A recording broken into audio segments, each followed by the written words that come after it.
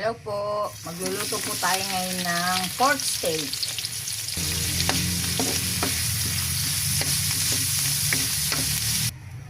Itatabi lang po muna natin itong sibuyas. Ngayon, gigisa na tayo ng bawang.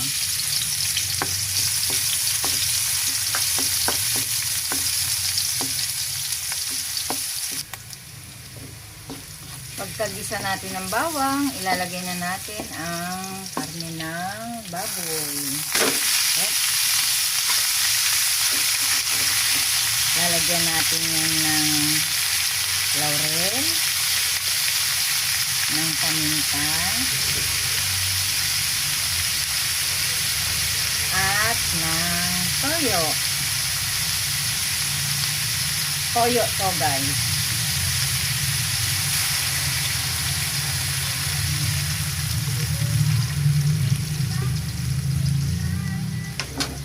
Natin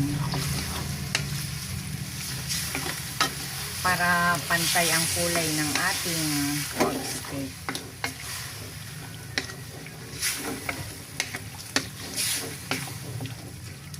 Yan, tatakpan po natin yan hanggang sa maluto ang ating karne. Yan, pagluto na po ang ating karne ng baboy, titimplahan na natin yan. Lalagyan na rin natin yan ng calamansi juice. Yan, sarap. Yan, pagkulo, okay na yan. Isasali na natin yan sa ating lalagyan.